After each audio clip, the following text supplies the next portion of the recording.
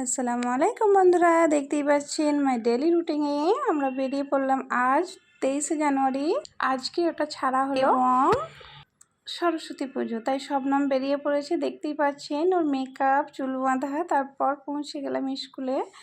তো মেয়ের জেদ বায়না তো মেটাতেই হয়, না যাওয়ার কিছু নেই। অনেক কষ্টর পরেও যেতে হলো আমাকে। তারপর এখানে এই যে 23শে জানুয়ারি পতাকা তোলা হলো, এটা এদের হেড টিচার। তারপর এই যে নেতাজি সুভাষচন্দ্র বসুকে সকলেই স্মরণ করি। আর তারপর এই যে এখানে পতাকা তোলা হলো। এই দিনটা সকলের কাছে খুব স্মরণীয় একটা দিন। তো পতাকা তোলার পর এখান থেকে আমরা বেরিয়ে পড়ব। আর আজকে দিনটা বেশ দুটো প্রোগ্রাম একসঙ্গে ছিল। স্কুলে নাকি সরস্বতী পুজো ছিল আজকে। তো সরস্বতী পুজোটাও একটু প্যান্ডেলে এদিক ওদিক ঘুরে সকলকে দেখে নিল শবনম।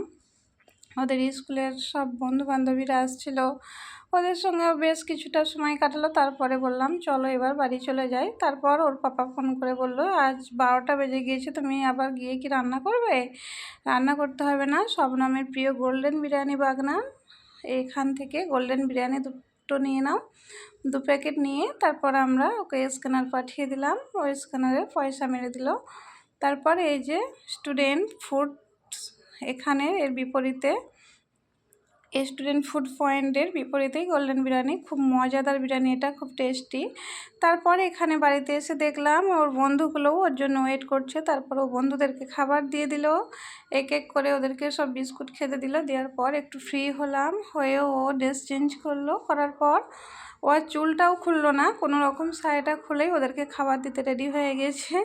তারপরে এই যে সব ফুল গাছগুলো শুকিয়ে যাচ্ছে, এদের যত্ন নেওয়া হচ্ছে না, আর জল পানি বলে কিছু দেওয়া হয় না।